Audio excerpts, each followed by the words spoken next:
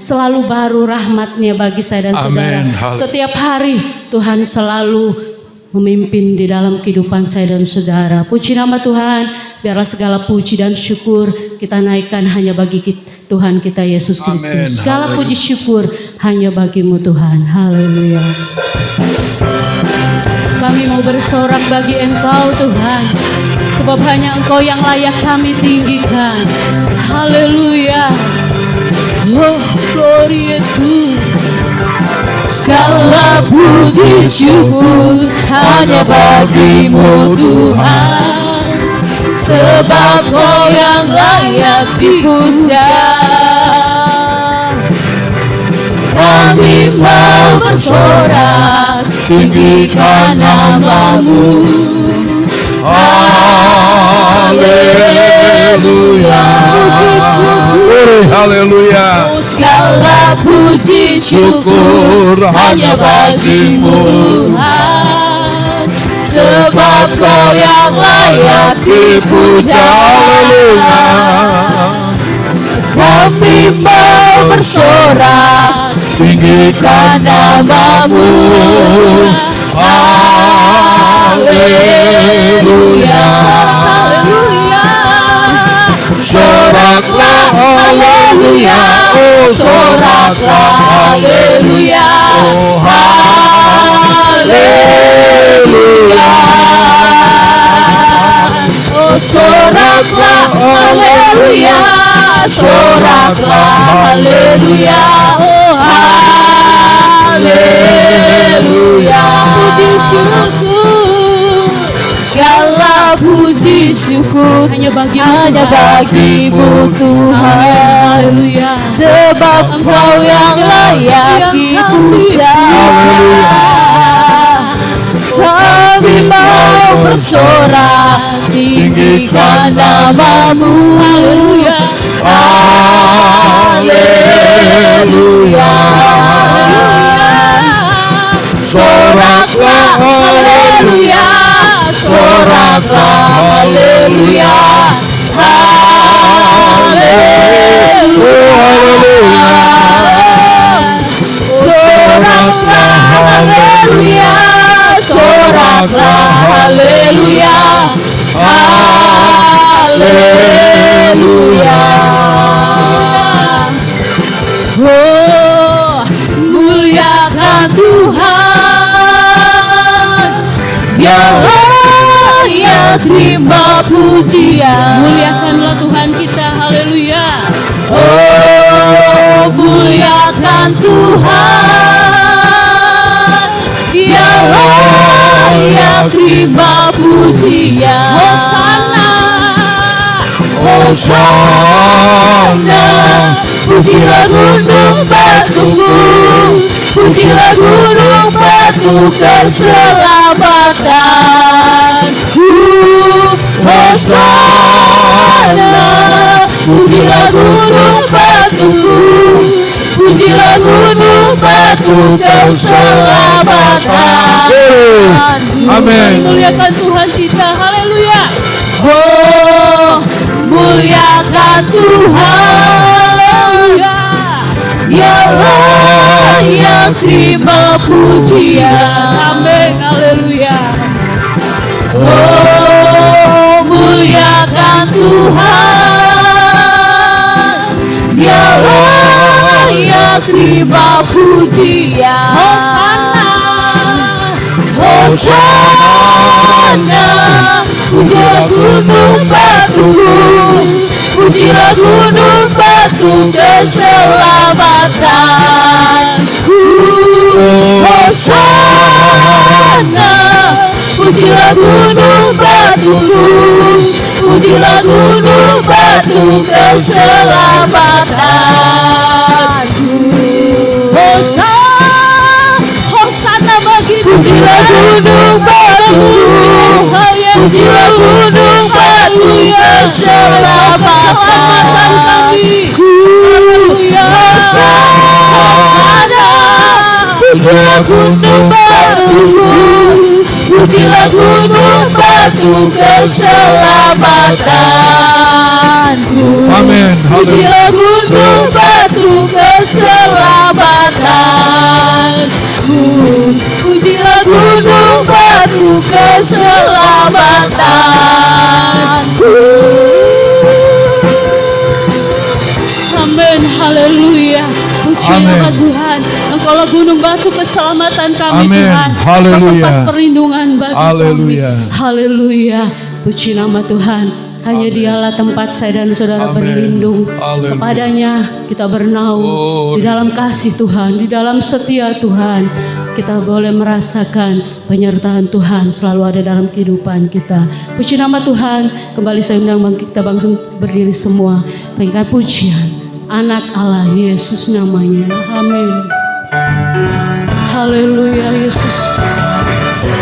Amin. Haleluya.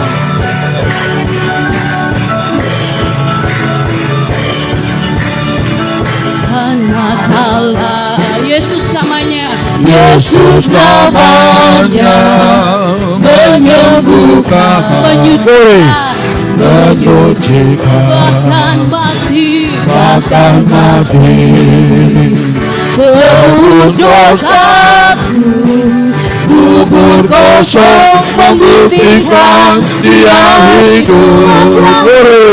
Sebab Dia hidup, ada hari esok. Sebab Dia hidup, ku tak gentar, karena ku tahu Dia pegang hari esok. Hidup jadi berarti sebab Dia hidup. Yesus namanya. Yesus namanya, yang menyembuhkan, menyucikan, bahkan mati, tebus dosaku, kubur kosong membuktikan Dia hidup. Sebab Dia hidup, ada hari esok. Sebab Dia hidup, ku tak gentar, karena ku tahu Dia pegang hari esok. Hidup jadi berarti sebab Dia hidup. Sebab Dia hidup, haleluya. Ada hari esok. Sebab Dia hidup, ku tak gentar, karena ku tahu Dia pegang hari esok. Hidup jadi berarti sebab Dia hidup. Hidup jadi berarti sebab Dia hidup. Hidup jadi berarti sebab Dia hidup. Amin, haleluya. Oh, haleluya. Kekuatan-Mu ya Allah. Amin, tunjukkan kuasa-Mu bagi kami. Kami yang dahsyat. Haleluya.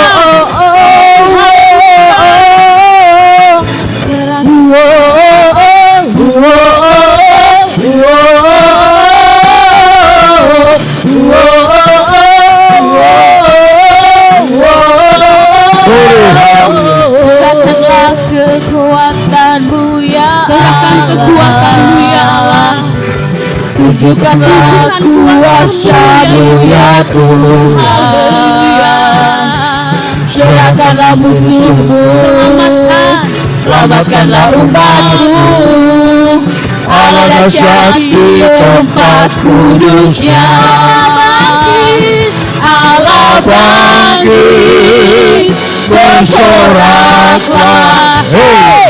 Allah bangkit, bernyanyilah. Musuh dikalahkan, umatnya dibebaskan. Allah dahsyat di tempat kudus-Nya. Allah bangkit, bersoraklah, hey! Allah bangkit, bernyanyilah. Musuh dikalahkan, umatnya dibebaskan. Allah dahsyat di tempat kudusnya. Allah dahsyat di tempat kudusnya. Allah dahsyat di tempat kudusnya. Haleluya. Haleluya. Engkau Allah kami yang dahsyat Tuhan. Haleluya. Haleluya. Amin. Haleluya. Segala puji bagimu Tuhan. Haleluya Yesus. Haleluya. Glory. Haleluya. Haleluya. Glory, haleluya. Terima kasih Tuhan. Terima kasih. Amin. Kami percaya Tuhan, saat ini Roh Kudus bekerja di tengah kami. Saat ini Tuhan, kami boleh merasakan hadirat-Mu ada di tengah kami. Dalam pagi hari ini Tuhan, kami mau datang seperti rusa yang rindu akan sungai-Mu. Seperti rusa rindu sungai-Mu, jiwaku rindu Engkau. Kaulah Tuhan hasrat hatiku, ku rindu menyembah-Mu. Seperti rusa rindu sungai-Mu, jiwaku rindu Engkau. Kaulah Tuhan hasrat hatiku, ku rindu menyembah. Amin. Haleluya. Engkau kekuatan dan perisaiku, kepadamu aku berserah.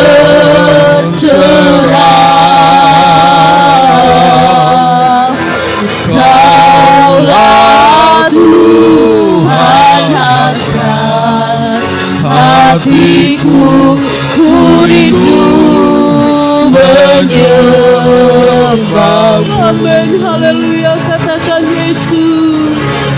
Yesus.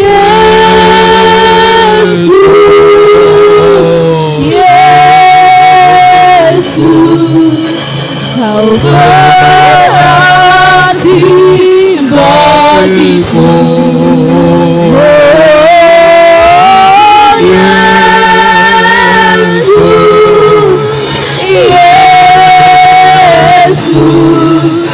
Kau segalanya bagiku.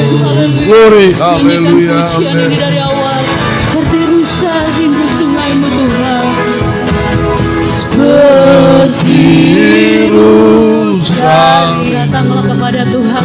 Sungai-Mu yang merindu aku, sungai rindu Engkau. Jiwaku rindu akan Engkau. Kaulah Tuhan hasrat hatiku, hanya kepadamu rindu. Roh kami menyembah. Engkau kekuatanku, Engkau kekuatan dan perisaiku, kepadamu rohku berserah. Kaulah Tuhan hasrat hatiku, ku rindu menyembah-Mu.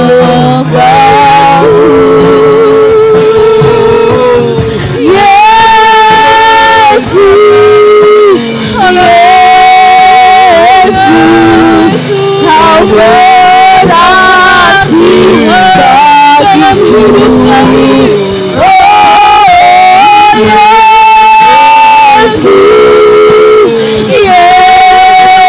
Yesus, Kau segalanya. Katakan Yesus, Yesus, yang seluruh, katakan Yesus, Kau berarti hidup kami.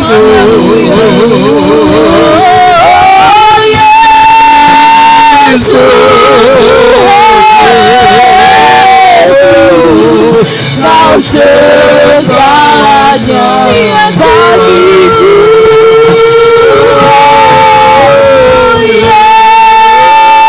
Yesus, Pandang Yesus, hadiratnya di tempat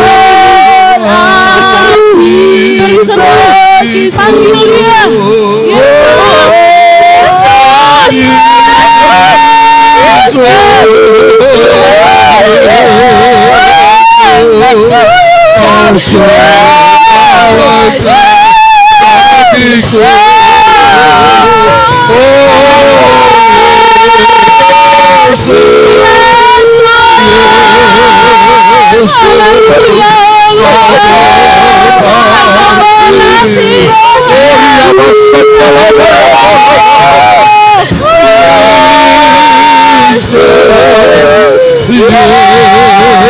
Yesus, Kau segalanya bagiku. Kau segalanya bagiku. Kau segalanya.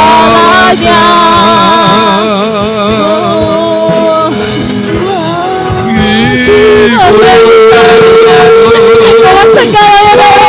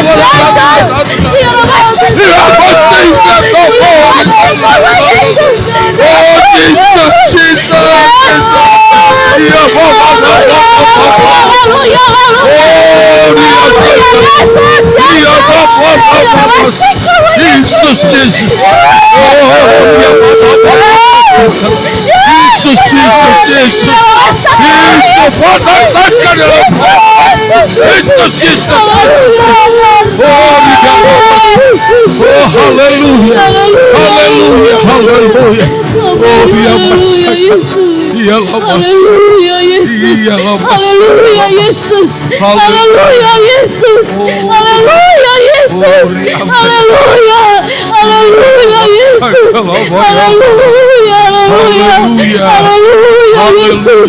Rasakan hadirat Tuhan di tempat ini, rasakan hadirat Tuhan bekerja di tempat ini. Dia menjamah hatimu, dia menjamah imanmu. Glory, Rasakan kasih Tuhan, glory,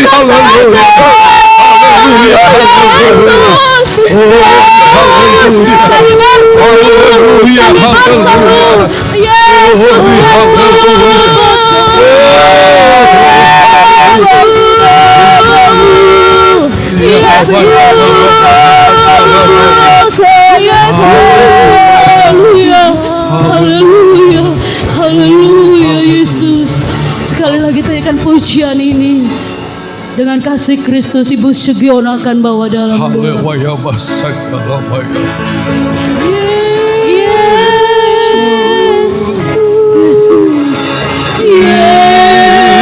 Yesus, Kau berarti bagiku. Amin. Haleluya.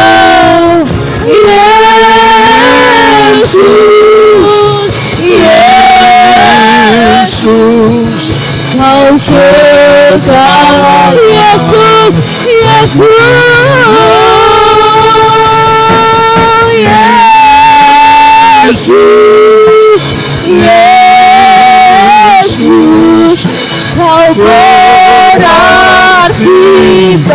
bagiku.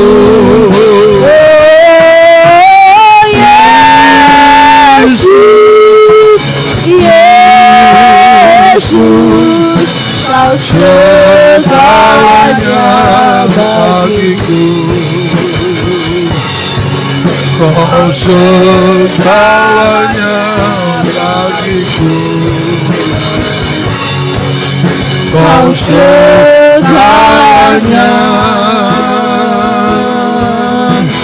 bagiku.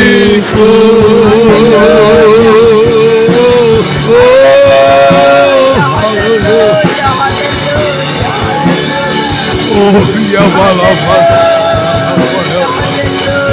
iya nama malas segala, iya tanah namo.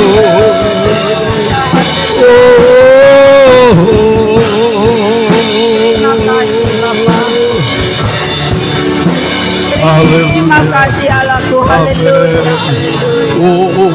Haleluya. Segala puji dan Amin, hormat dan amin. permuliaan kami Abaya persembahkan basaka, hanya abaya kepadamu ya Bapa. Oh haleluya. Pagi yang indah ini Tuhan, Amin, kami boleh amin. datang ke hadapan hadirat-Mu yang Haleluya, haleluya. kami datang menyembah Engkau, agungkan, tinggikan, muliakan Engkau Tuhan. Amin, haleluya. Kami mengasihi-Mu, kami Amin. mencintai-Mu, kami sembah Engkau dan sanjung Engkau terus ya Tuhan. Amin, haleluya. Berikan kepada kami Tuhan hati yang penuh dengan kesukaan di dalam Haleluya. mengiring menyembah kepadamu Haleluya. Tuhan. Berikan kami hidup yang tenang penuh dengan kuasa Haleluya, kasih Roh Kudus-Mu haleluya. yang dari surga Bapa. Tuhan Yesus baik dalam hidup kami. Tuhan Yesus yang terbaik, Tuhan Yesus sungguh baik, Engkau sangat baik bagi kami ya Tuhan. Hingga pada pagi hari ini Tuhan, Engkau sudah memberikan kepada kami kekuatan dan kesehatan terus ya Bapa. Ini semua adalah kasih dan kemurahan daripada Engkau. Engkau Allah yang begitu heran, Allah yang begitu baik bagi hidup kami ya Bapa di surga. Diberikan kami Tuhan hikmat dan sukacita, damai sejahtera di dalam mengiring menyembah kepadamu ya Bapa. Kami percaya Tuhan Engkau ada di tengah-tengah Tuhan rumah ibadahmu di tempat ini pada pagi yang indah ini Tuhan. Kami juga Tuhan akan mendengarkan firman-Mu, agar firman-Mu yang sebentar akan dipaparkan oleh hamba-Mu Bapa boleh menjadikan berkat kekuatan bagi hidup kami ya Tuhan. Berkati kami semua dengan kuasa kasih karunia-Mu yang dari sorga Bapa. Kami percaya Tuhan Yesus baik. Tuhan Yesus sungguh baik. Engkau sangat baik dalam hidup kami ya Tuhan. Kami Tuhan mencintai-Mu dan mengasihi-Mu. Kami sungguh bangga Bapa. Kami bangga Yesus mempunyai Allah yang besar dan heran seperti Engkau. Haleluya. Terima kasih Bapa di sorga. Urapi kami semua di tempat ini ya Tuhan. Urapi semua sidang jemaat di tempat ini Tuhan. Yang sakit Engkau sembuhkan, yang lemah Engkau kuatkan, dalam kesusahan Engkau hiburkan. Berikan kekuatan kesehatan bagi semua sidang jemaat di tempat ini ya Tuhan. Amin. Haleluya. Urapi dengan kuasa kasih karunia-Mu yang dari surga. Haleluya. Terpujilah akan Engkau, terpujilah akan nama-Mu Bapa. Haleluya. Kami percaya Engkau baik, Engkau ada di tengah-tengah ruangan Tuhan Yesus rumah ibadah-Mu di tempat ini. Kami mau serahkan hidup kami ini Bapa, di dalam nama Tuhan Yesus Kristus. Haleluya. Haleluya, haleluya. Amin. Haleluya. Puji Tuhan. Memang Tuhan Yesus segala-galanya di dalam kehidupan saya dan saudara. Tanpa Tuhan Yesus kita tidak bisa berbuat apapun. Puji Tuhan. Kita akan melihat firman Allah pada pagi hari ini. Kita lihat dalam Injil Lukas pasal 13. Injil Lukas pasal 13. Kita akan baca ayat 10 sampai dengan ayatnya yang ke-13. Injil Lukas pasal 13 ayat 10 sampai dengan ayat yang ke-13. Kalau kita sudah temukan, kita hormati pembacaan pertama firman Allah ini. Mulai ayat 10 kita baca sama-sama. 2, 3. Pada suatu kali Yesus sedang mengajar dalam salah satu rumah ibadah pada hari Sabat. Di situ ada seorang perempuan yang telah 18 tahun dirasuk roh sehingga ia sakit sampai bungkuk punggungnya dan tidak dapat berdiri lagi dengan tegak. Ketika Yesus melihat perempuan itu, ia memanggil dia dan berkata kepadanya, "Hai ibu, penyakitmu telah sembuh." Lalu ia meletakkan tangannya atas perempuan itu, dan seketika itu juga berdirilah perempuan itu dan memuliakan Allah. Puji Tuhan, silakan kita duduk. Kita lihat di dalam suatu ibadah di mana Tuhan Yesus dia datang di dalam rumah ibadah tersebut. Tidak disebutkan di mana tempat tersebut, tapi di situ adalah rumah Allah.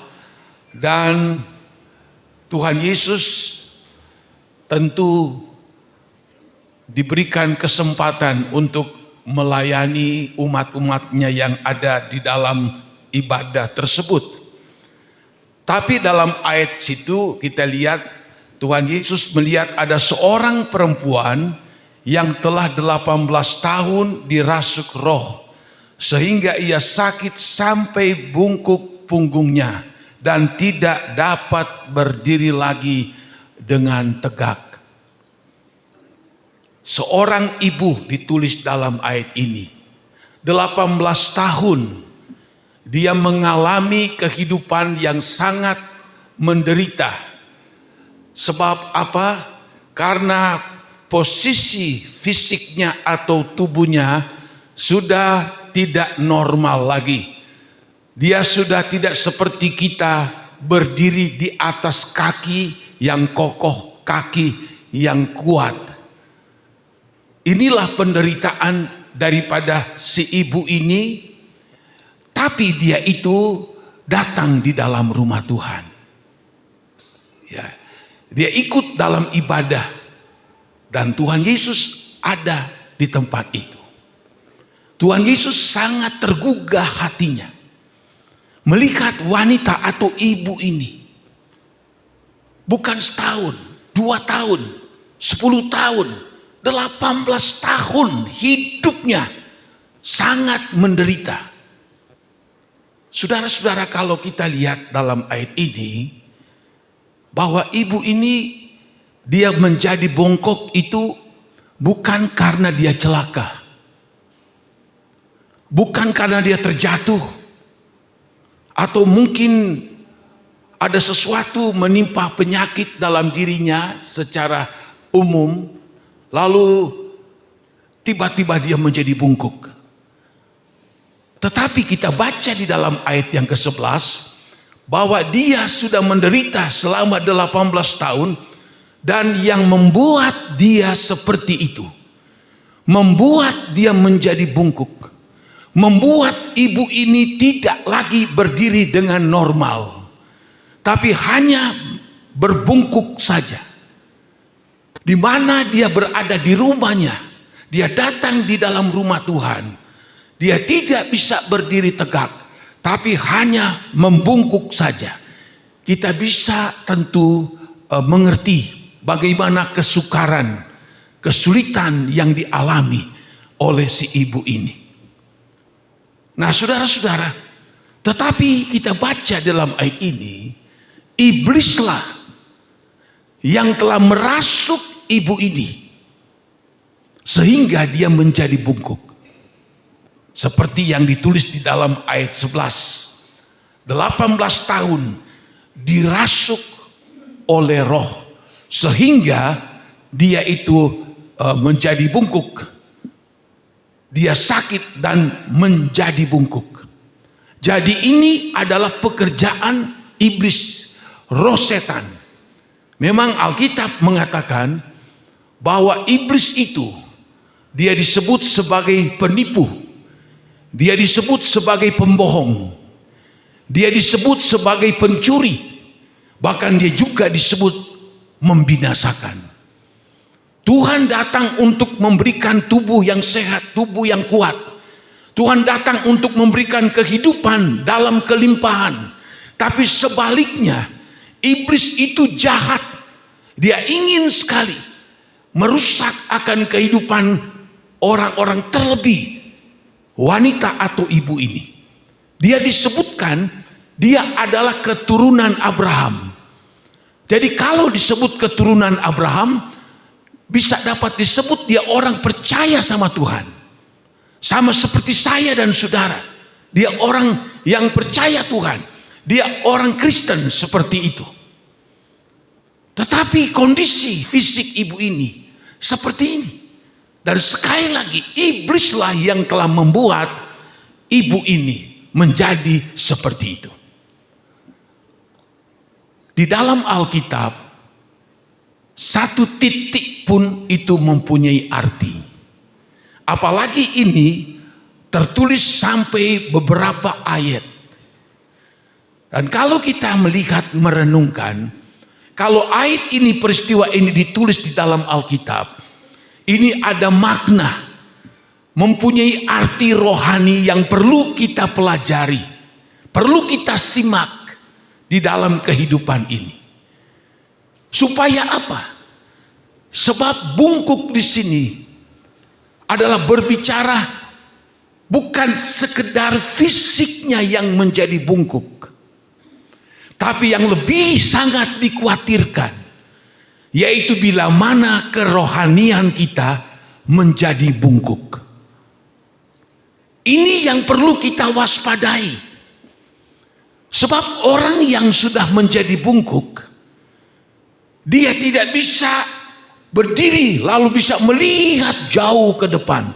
Sudah nggak bisa lagi.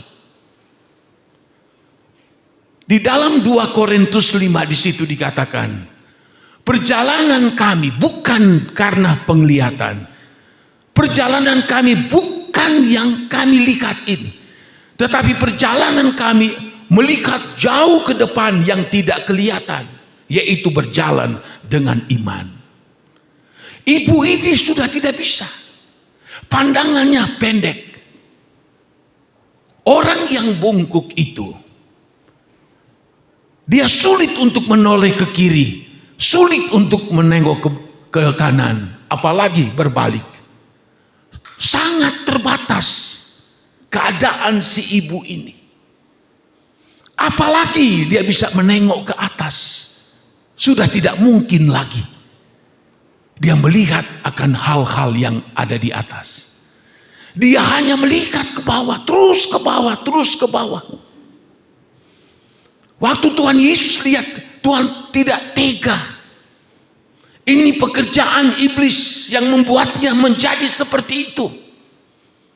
Sehingga kita lihat dalam ayat ini, bukan wanita ini yang meminta, tetapi disebutkan di dalam ayat 12, ketika Yesus melihat perempuan itu. Ketika Yesus melihat perempuan itu, yang dalam kondisi fisik yang begitu menderita, tidak bisa berbuat apa-apa, pandangannya hanya tertunduk ke bawah saja. Tuhan tahu, wah ini harus ditolong. Ini masalah bukan sepele. Ini masalah bukan cuma sekedar fisiknya. Lalu dikatakan dalam ayat 12, ia memanggil dia dan berkata kepadanya, hai ibu, penyakitmu telah sembuh. Tuhan menaruh respon begitu luar biasa. Karena Tuhan lihat keadaan ibu ini seperti ini. Begitu juga dalam arti rohani untuk saya dan saudara-saudara. Tuhan menaruh respon yang sangat tinggi dalam kehidupan kita. Mungkin tubuh kita tidak bungkuk, tubuh kita sehat walafiat, kita bisa bekerja dengan sekuat tenaga dan semampu kita. Tetapi di sini juga mempunyai pengertian, adalah masalah menjadi bungkuk secara rohani. Kalau menjadi bungkuk secara rohani, sudah tidak bisa melihat jauh ke depan, sudah tidak ada visi lagi dalam dirinya, tidak bisa memandang ke atas, artinya melihat kepada Allah. Tidak ada koneksi lagi, tidak berhubungan, bersekutu dengan Tuhan. Pandangannya hanya ke bawah saja. Yang dilihat bangun pagi hanya melihat ke bawah. Dari pagi sampai sore, sampai malam, begitu terus yang dia lihat hanya ke bawah. Iblis sangat licik. Dia tidak takut kalau kita berbakti. Dia tidak takut kalau kita bisa melayani. Dia tidak takut bila manapun kita setia kepada Tuhan. Tapi iblis begitu licik. Bagaimana caranya untuk bisa membuat kita menjadi bungkuk-bungkuk rohani? Sebab iblis tahu kalau seorang anak Tuhan menjadi bungkuk rohani, maka berakhir hidupnya. Dia sudah tidak memiliki visi rohani jauh ke depan. Dia tidak mampu melihat ke atas. Dia tidak bebas bergerak. Pandangannya hanya melihat ke bawah, hanya melihat apa yang ada di sekitarnya. Apa maksudnya ini, saudara? Maksud daripada apa yang diderita oleh wanita ini, dia hanya fokus kepada apa yang ada di bawah. Itu fokusnya. Fokus kepada hal-hal lahiriah. Fokus kepada hal-hal secara jasmani. Dia fokus betul bagaimana bisa dia itu bisa berusaha. Bukan berarti tidak boleh berusaha. Dia fokus bagaimana bisa melipat gandakan keuntungan dalam bisnis. Bisnis bukan tidak boleh. Tetapi segala aspek kehidupannya hanya melihat ke bawah. Pandangannya hanya ke bawah. Bagaimana aku bisa sukses? Bagaimana aku punya uang banyak? Bagaimana aku bisa menjadi kaya? Bagaimana aku bisa menjadi orang yang terkenal? Hanya fokus melihat ke bawah, hanya melihat dirinya saja. Sedangkan hidup ini tidak seperti itu. Godaan daripada iblis, apa terlebih pada akhir zaman ini, kita harus waspada, kita harus hati-hati. Alkitab mengatakan iblis bagaikan singa yang mengaum-ngaum, mencari siapa yang dapat dia lulur, lalu dia terkam. Iblis itu tidak datang seperti orang-orang Eropa, orang Amerika. Mereka membuat gambar seperti ada tanduk yang tajam, ada gigi yang taring, yang lalu dengan mata yang melotot, itu digambarkan kepada si iblis yang menakutkan. Tapi iblis tidak seperti itu. Iblis bisa datang dengan godaan-godaan, rayuan demi rayuan. Dia rela membayar harga berapapun, hanya membuat kita jadi bungkuk rohani. Ini daya tarik iblis terlebih pada akhir zaman ini. Di satu sisi dunia sekarang sedang menuju dalam kesukaran dan penderitaan. Tetapi di satu sisi iblis selalu ingin menawarkan kita bagaimana supaya kita ini hanya fokus kepada hal-hal secara duniawi saja. Sebab Alkitab mengatakan kalau kita menjadi seperti itu, hidup kekristenan kita tidak akan dapat menghasilkan apa-apa.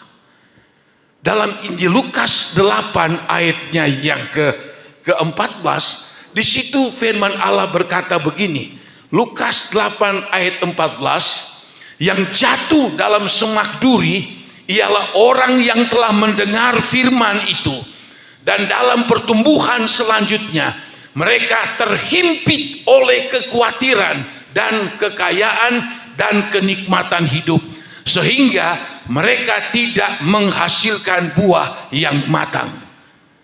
Tuhan Yesus katakan, orang yang datang ke gereja, dia mendengar akan firman Tuhan. Tetapi dalam ayat ini dikatakan, tapi pertumbuhan selanjutnya mereka terhimpit oleh rasa kekhawatiran. Selalu khawatir. Bagaimana hari esok? Bagaimana minggu besok? Bagaimana bulan besok? Bagaimana nanti tahun yang akan datang? Terus menerus dilanda dengan kekhawatiran. Dan untuk menutup kekhawatiran itu, maka dengan sekuat tenaga mereka akan berusaha sedapat mungkin, seperti di dalam Injil Lukas pasal yang ke-12. Orang yang sudah sangat kaya, tapi masih saja dia khawatir, sehingga dikatakan lalu dia mendapatkan keuntungan yang begitu besar sekali. Lalu dia berkata begini, hai jiwaku, jangan khawatir akan hari esok, jangan khawatir minggu besok, bulan besok, tahun-tahun yang akan datang, karena sudah terisi begitu banyak sekali kekayaan yang aku telah kumpulkan. Ini terlalu khawatir sehingga fokus terus. Tapi Tuhan Yesus mengatakan, hai orang kaya yang bodoh, malam ini nyawamu aku akan ambil. Lalu untuk siapakah yang engkau sudah simpan itu? Artinya tidak ada gunanya. Terlalu khawatir, lalu tipu daya kekayaan dalam ayat ini dan kenikmatan hidup. Iblis menipu orang dengan cara, kalau kamu kaya, kamu dipuji orang, kamu disegani orang, kamu dihormati orang. Kalau kamu kaya raya, kamu hebat, wow, luar biasa, kamu menjadi orang yang sangat disegani. Itu tipuan. Kenapa dikatakan tipuan? Karena tidak sedikit kita dengar begitu banyak orang yang ada di dalam dunia ini, ternyata mereka memiliki segala-galanya, tetapi akhirnya menghancurkan kehidupan mereka sendiri. Paul John Getty memiliki 4 miliar dolar. Kalau sekarang kali 15 saja, itu berarti 60 triliun. Apa yang dia lakukan? 5 kali menikah, tidak puas. Anaknya 2 mati, kedua mati, stres. Dia menyendiri hotel suite room yang dia punya selama 14 tahun. Tidak boleh ditemui siapapun kecuali pembantu utamanya. Sampai dia mati seperti itu. Buat apa kekayaan dia sudah miliki seperti itu?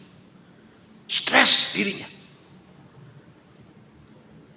Ini kita lihat bagaimanakah iblis itu menggoda seseorang itu supaya tergoda oleh tipu daya kekayaan. Seorang keturunan India tinggal di Amerika, memiliki uang yang begitu banyak. Dia taruh di perusahaan-perusahaan besar, begitu banyak. Tiba-tiba saham merosot jatuh. Panik. Dia bukan orang percaya sama Tuhan. Dia bingung bagaimana mengatasi semua ini. Bayangkan tiba-tiba jatuh. Orang konglomerat tiba-tiba jatuh miskin. Orang konglomerat biasanya itu, apalagi di Amerika, itu bebas bayar pajak, kasih pistol. Apa yang terjadi? Dia panik, khawatir, sudah nggak punya apa-apa. Dia bawa pistol sampai di rumah. Dia tembak istrinya, dor. Dia tembak anak-anaknya, dor. Dia tembak mama papanya, dor. Dia tembak dirinya sendiri. Ini tipu daya daripada iblis. Tidak sedikit orang di dunia ini membaktikan hidupnya bagaimana bisa untuk mendapatkan seluruh apa yang dia mau. Makanya disebut dalam ini adalah tipu kekayaan dunia dan kenikmatan hidup. Ini yang dia kejar. Ini yang jadi prioritasnya dalam dirinya. Bagaimana dia bisa memiliki segala-galanya. Bagaimana dia bisa menikmati, sebab dia tahu kalau aku banyak harta, aku akan menikmati hidup ini dengan sepuas-puasnya, berpesta pora, main perempuan dan lain-lain sebagainya, karena ingin menikmati hidup. Jebakan dari iblis. Hanya melihat dirinya. Kita berada pada zaman yang edan seperti ini. Orang seperti dipacu bagaimana sekuat mungkin, semaksimal mungkin, tapi seringkali tidak disadari ada iblis, roh setan yang ada mendorong manusia itu supaya manusia itu akan terus memikirkan perkara-perkara duniawi saja. Jadi kita lihat Tuhan Yesus kasihan sama si ibu ini. Sebab dia juga adalah keturunan Abraham. Dia adalah orang yang percaya. Tapi iblis telah menipu dia. Sampai dia menjadi seperti itu. Ayat-ayat ini, waktu saya merenungkan, iblis itu sekali lagi, dia tidak berhenti. Dia tidak merasa puas melihat kita datang atau tidak berbakti, atau kita datang berbakti sekalipun. Tetapi dia tanamkan pengaruh-pengaruh dunia ini, kenikmatan hidup, kekayaan hidup, kekhawatiran-kekhawatiran. Dalam ayat ini dikatakan, dan akhirnya dia tidak menghasilkan buah. Dia itu disebut dalam ayat 14 dalam Lukas 8, dia itu dengar firman. Berarti dia orang Kristen. Tapi tidak menghasilkan buah. Yohanes 15 mengatakan pohon yang tidak menghasilkan buah, dia akan ditebang, dibuang ke dalam api. Matius 13 sama juga. Pohon yang tidak menghasilkan buah, maka dia itu ditebang, lalu dibakar dengan api. Gambaran daripada orang-orang Kristen yang tidak menghasilkan buah-buah rohani di dalam kehidupannya. Kenapa tidak menghasilkan buah-buah rohani? Karena dia sudah bungkuk, hanya melihat dirinya sendiri, hanya melihat bagaimana dia itu bisa mendapatkan apa yang dia inginkan, bagaimana mengejar dan mendapatkan kekayaan, dan bagaimana untuk dapat menikmati semuanya itu. Itu saja fokus dalam kehidupannya. Nah, saudara-saudara, kalau kita lihat ada ayat dalam firman Allah dalam Roma pasalnya yang ke-14, ayatnya yang ke-17 berkata begini, firman Tuhan. Ayatnya yang ke-17 Roma 18, Roma 14. Sebab kerajaan Allah bukanlah soal makanan dan minuman. Tetapi soal kebenaran, damai sejahtera, dan sukacita oleh Roh Kudus. 18, karena barang siapa melayani Kristus dengan cara ini, ia berkenan pada Allah dan dihormati oleh manusia. Kerajaan Allah, surga tempat kediaman Allah, juga nanti tempat kediaman saya dan saudara nanti. Itu dikatakan dalam ayat ini bukan soal makan dan minum, soal materi. Bukan. Harus dipisahkan. Yesus katakan dalam Matius 6 ayat 33, cari dulu kerajaan Allah dan kebenaran, dan lain-lain akan ditambahkan. Kerajaan Allah dan kebenaran itu satu hal, dan yang lain-lain juga itu satu hal.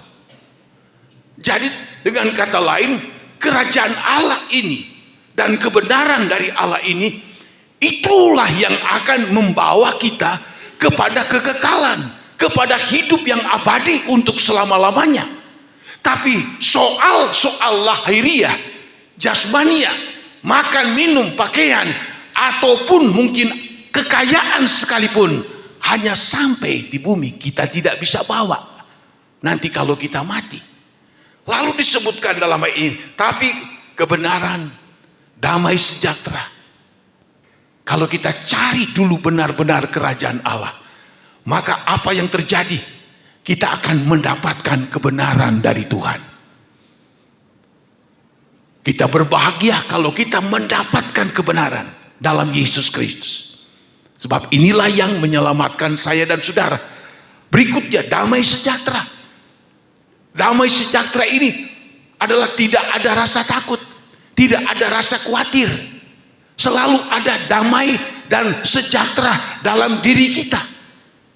Kita tidak takut apapun yang terjadi, karena kita tahu kalau ada damai sejahtera Allah dalam diri kita. Damai sejahtera Allah, Filipi pasal 4 ayat 7, akan memelihara hati dan jiwamu di dalam Yesus Kristus. Lalu juga dikatakan, dan sukacita oleh Roh Kudus. Kalau kita utamakan kerajaan Allah, kita dapati kebenaran Allah, kita dapati damai sejahtera, lalu kita akan diberikan sukacita yang dikerjakan oleh Roh Kudus. Sukacita Allah tidak bisa dibeli dengan uang. Sukacita Allah tidak bisa dibeli dengan harta apapun. Memang dunia itu bisa memberikan damai sejahtera, tapi itu sempit dan sedikit artinya. Di dalam Yohanes 14, Tuhan Yesus berkata, damai sejahteraku yang aku berikan kepadamu tidak seperti damai sejahtera yang diberikan oleh dunia. Makanya jangan kamu takut. Dunia bisa memberikan senang sedikit, tetapi tidak abadi. Tapi kalau Tuhan berikan damai sejahtera itu akan melampaui segala akal pikiran kita, sehingga kita jalani hidup ini tidak takut, tidak khawatir. Selalu ada sukacita Allah dalam hidupan ini.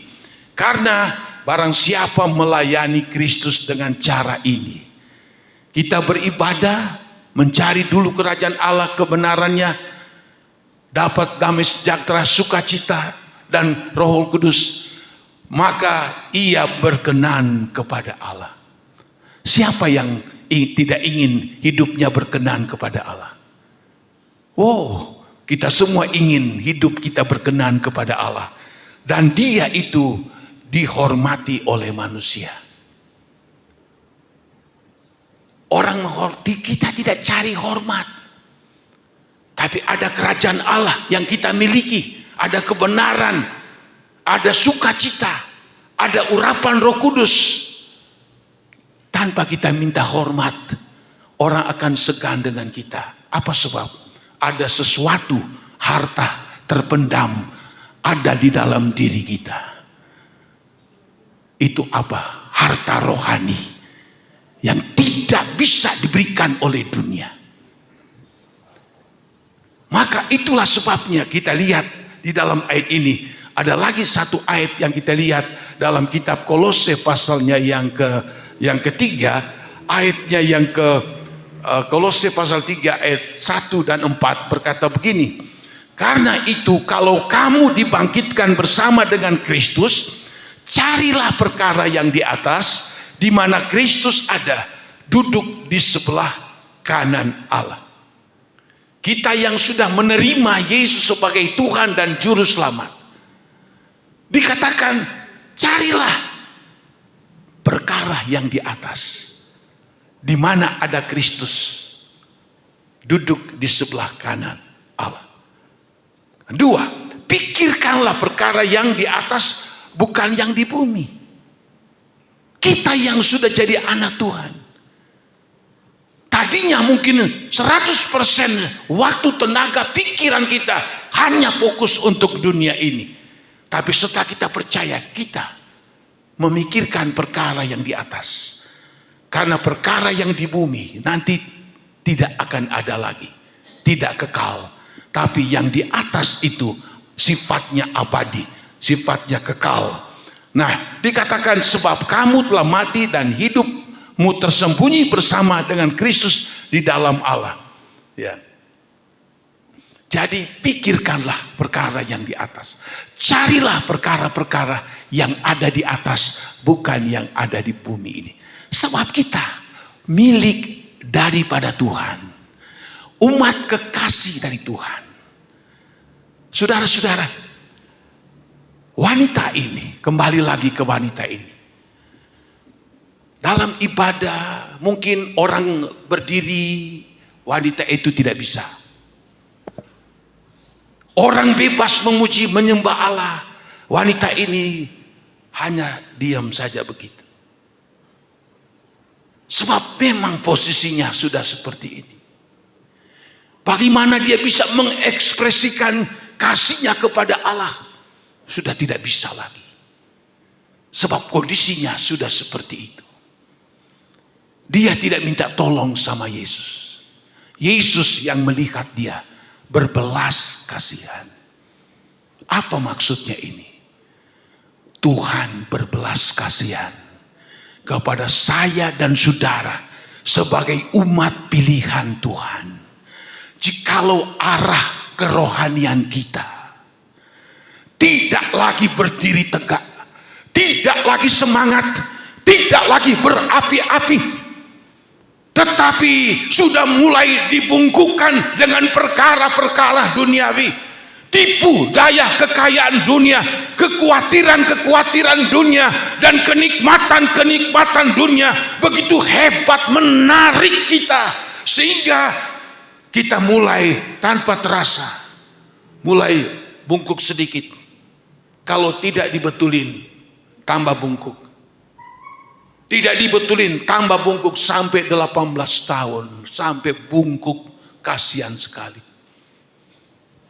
Dengan kata lain, belas kasih Tuhan, dia tidak inginkan saya dan saudara menjadi bungkuk rohani. Dengan kata lain, kamu anak-anakku, jangan kamu khawatir tentang hidupmu.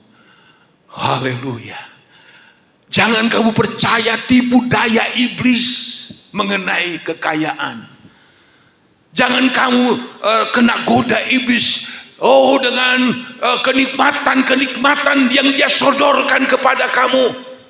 Itu cuma tipu daya yang nanti kelak akan membinasakan kamu, yang nanti kelak membawa kamu ke dalam neraka yang kekal. Yesus tidak tega melihat bungkuk rohani. Siapapun dia sebagai orang Kristen, bisa saja. Dia seorang bapak bisa, seorang ibu, seorang pemuda-pemudi, siapapun itu. Kalau dia sudah salah menempatkan posisi hidupnya, dia lebih cenderung kepada duniawi, dia lebih cenderung untuk hal-hal apa yang ada di bumi ini. Maka iblis ini yang aku cari. Iblis bangga, iblis senang. Ternyata godaan dan rayuanku itu kena. Banyak sekali contoh-contoh yang pernah saya saksikan dulu. Ada seorang dokter yang sangat terkenal di Singapura. Dan saya juga baca kisahnya, saya cari, saya ketemu. Dokter sangat terkenal. Tadinya dia biasa-biasa saja. Tapi setelah dia mendapatkan ilmu sebagai dokter kecantikan, maka di situ dia mulai mendapatkan kekayaan. Wah, orang-orang kaya, artis-artis. Saya baca orang-orang dari Indonesia pun banyak yang ke sana. Karena untuk merubah hidungnya, merubah wajahnya, dagunya, matanya, macam-macam. Sampai dia menjadi kaya, padahal dia adalah orang Kristen. Temannya berkata, "Bro, waduh, Anda sudah lama tidak ke gereja." Dia masih muda, belum 40. Wah, enggak apa-apa. Nanti juga satu waktu saya akan ke gereja. Pendetanya datang besuk, ingatkan dia, "Bro, ingat sama Tuhan." Tapi dia sudah tertipu oleh daya tarik dunia ini. Saya baca di situ. Dia membeli kendaraan-kendaraan yang mahal miliaran rupiah. Rumahnya begitu indah luar biasa. Karena penghasilannya itu memang luar biasa. Apa yang terjadi? Tiba-tiba pada waktu dia praktek, terasa tubuhnya tidak enak. Besoknya makin nambah. Apa ini? Dia dokter. Apa ini? Bertanya-tanya. Kenapa bisa begini? Tubuh sudah makin gak enak. Terpaksa dia cari dokter ahli untuk memeriksa. Ternyata dia kena tumor ganas yang tidak bisa lagi untuk dioperasi. Disitulah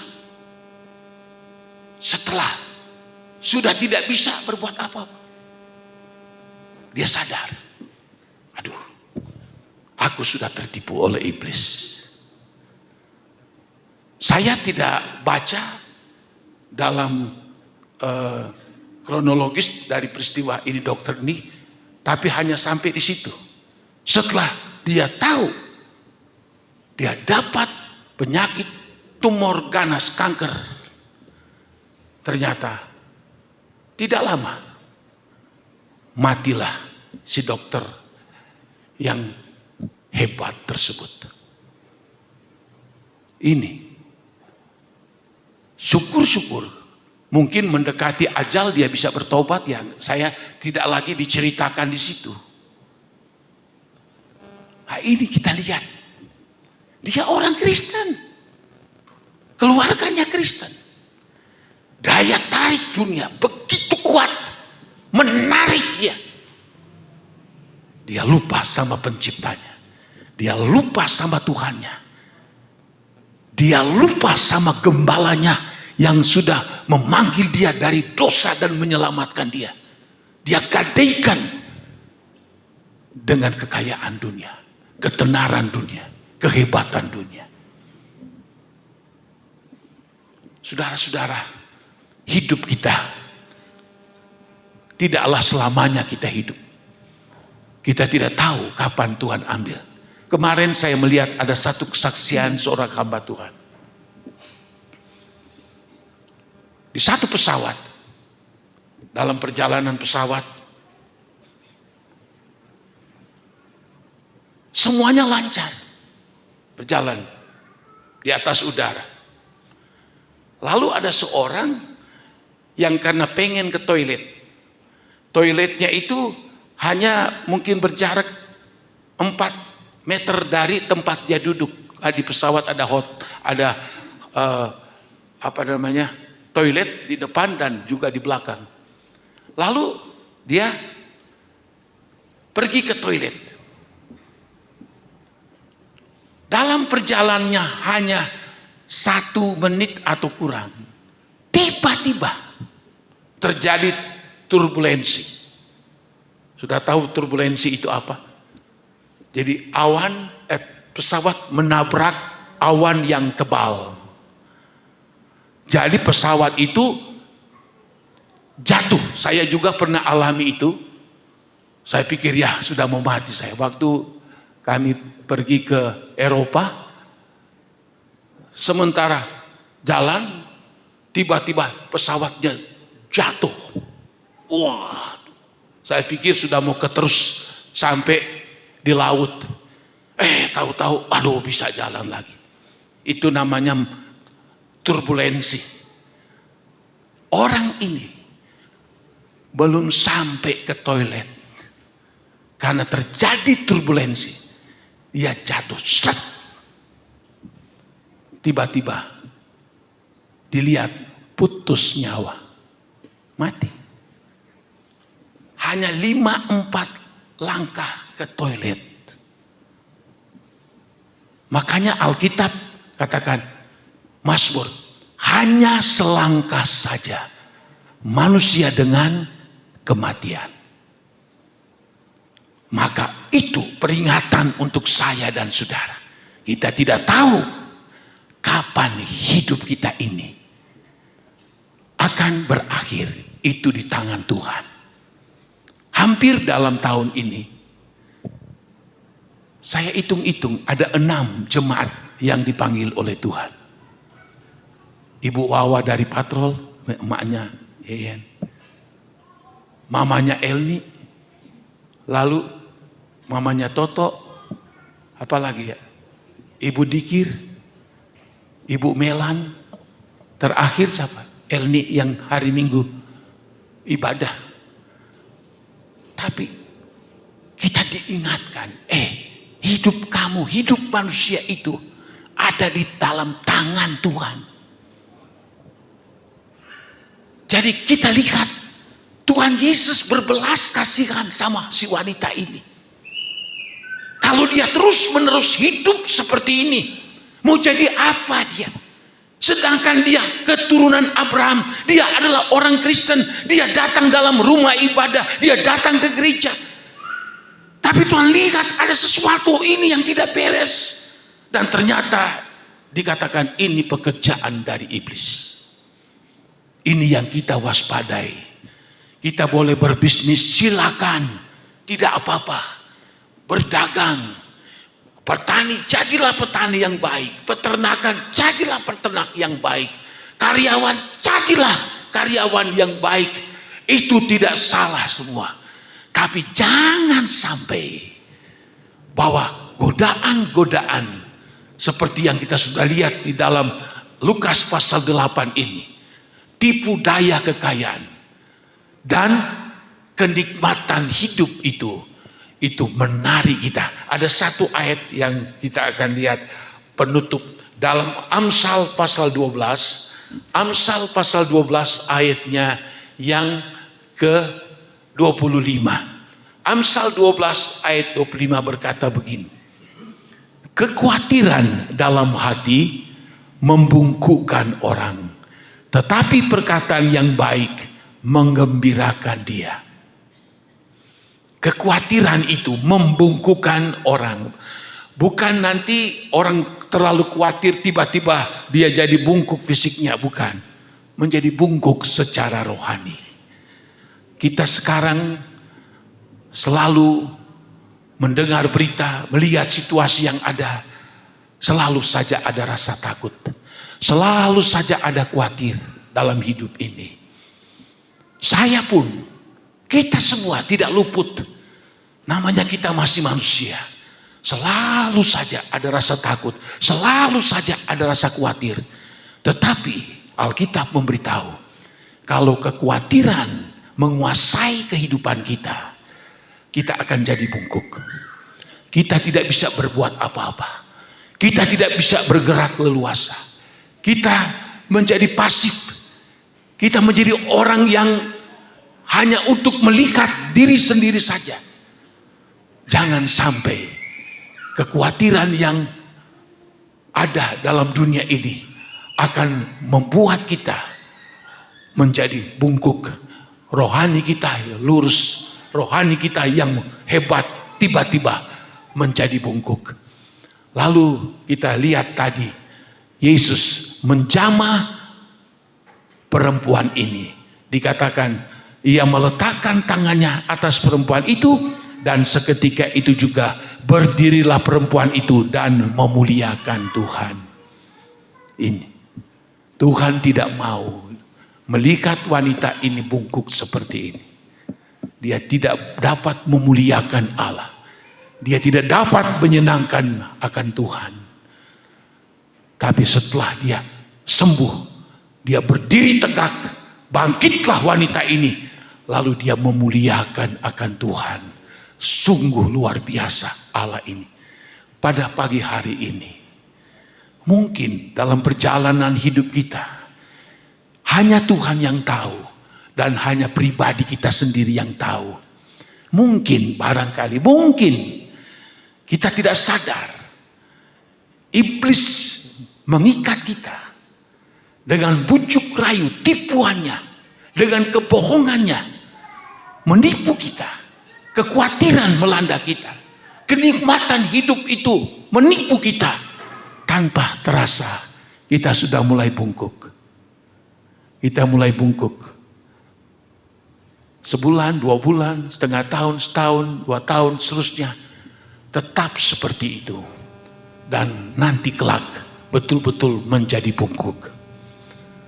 Pada kesempatan ini, Tuhan yang tahu di mana posisi kita. Apakah kita berdiri tegak dengan kuat, dengan begitu perkasa di dalam Tuhan? Apakah kita mulai goyah karena daya tarik dunia ini yang begitu kuat? Kita tidak mampu melepaskan itu dari iblis. Dalam Yesaya 14, kalau iblis telah mengikat, dia sulit untuk melepaskan. Oh, daya tarik dunia ini sulit saya lepaskan. Saya sudah kadung sangat menikmati hidup ini. Menikmati akan segala apa yang nikmat di dalam dunia. Sulit untuk saya dilepaskan. Saya sudah sangat takut khawatir dalam menjalani hidup ini. Iblis mengikat kita tanpa kita sadar. Tetapi ada satu yang mampu melepaskan itu. Yesus melihat wanita itu. Yesus melihat saya dan saudara pada pagi hari ini. Mungkin godaan iblis datang menyerang kita. Ada yang mungkin sudah kena. Ada mungkin yang sudah terikat. Pandanglah Yesus. Dia mengasihi saya dan saudara.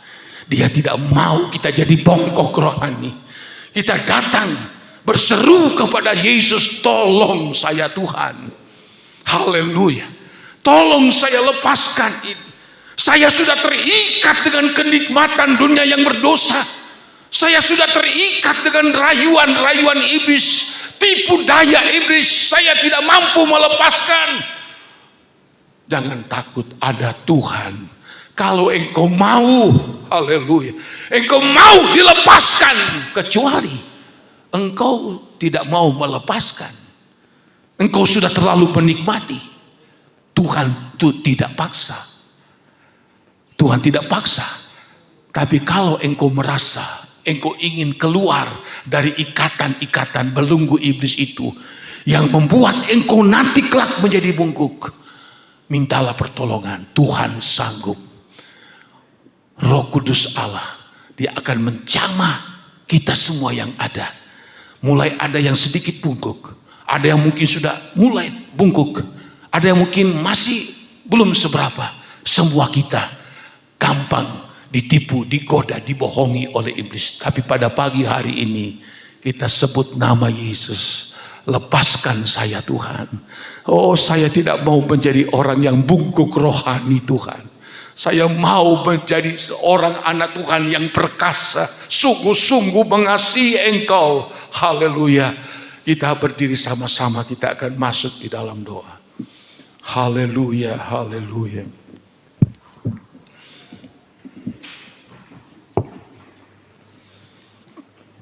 Kalau kita rindu Tuhan Yesus, Dia akan menjamah setiap kita melalui Roh Kudus-Nya. Kalau kita bagaikan seekor rusa yang rindu akan air, mata air, maka Dia akan datang memuaskan kita. Haleluya. Seperti rusa rindu sungaimu, jiwaku rindu Engkau. Kaulah Tuhan hasrat hatiku, ku rindu menyembah. Dialah kekuatan dan perisai. Amin. Engkau kekuatan dan perisaiku, kepadamu rohku berserah. Kaulah Tuhan hasrat hatiku, ku rindu berserulah kepada Yesus, Yesus, amin.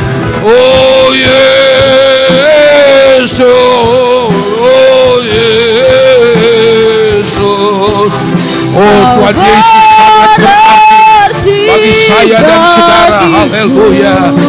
Oh, ikatan-ikatan dosa, belenggu-belenggu diberikan oleh iblis, hanya Yesus yang sanggup melepaskan kita. Haleluya, amin. Kau kekuatan dan perisai, Dialah kekuatan dan perisai kita. Dia sanggup melepaskan kita.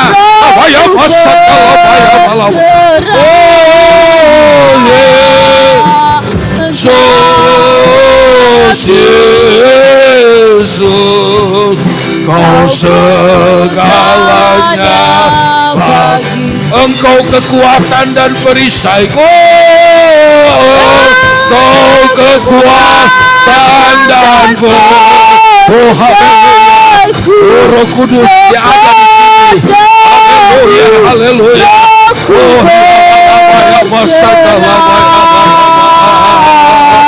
oh Kaulah Tuhan hasrat. Amin, haleluya. Ku rindu katakan Yesus, aku ingin dibebaskan. Yesus, aku ingin dilepaskan. Haleluya. Oh haleluya, amin. Oh hanya Yesus sangat berarti bagi saya dan saudara. Haleluya. Oh Yesus, oh Yesus, si Bapa, oh Bapa, oh doanya. Oh Yesus, Yesus, oh Yesus, oh Yesus, amin. Kau berarti bagiku. Oh Yesus, oh Yesus, Kau segalanya, Kau segalanya bagiku, amin. Kau segalanya, Kau segalanya bagiku, amin. Kau segalanya,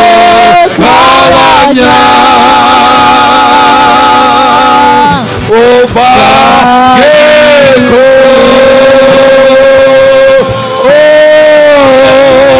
Oh rihalamaya, oh rihalamaya, segalanya, oh haleluya, haleluya, haleluya. Oh,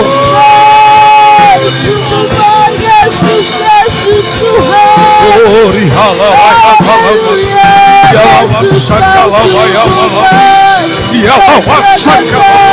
Terpujilah namamu Tuhan di atas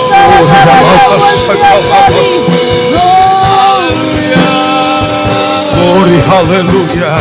Hallelujah, hallelujah. Segala puji dan hormat serta kemuliaan hanya bagimu Tuhan.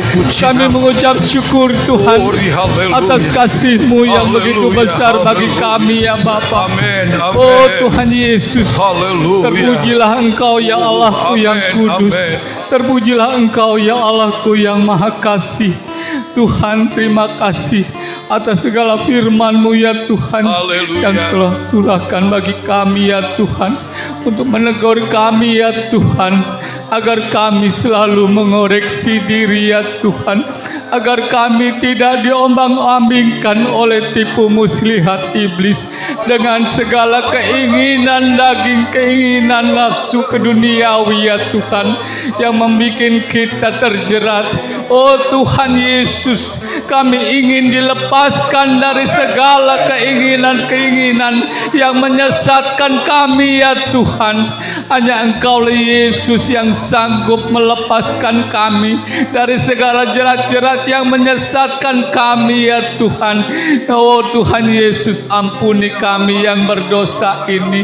Ampuni kami semua anak-anak-Mu ya Tuhan, yang sudah terikat apabila ya Tuhan, Tuhan Yesus sanggup melepaskannya di dalam nama Yesus.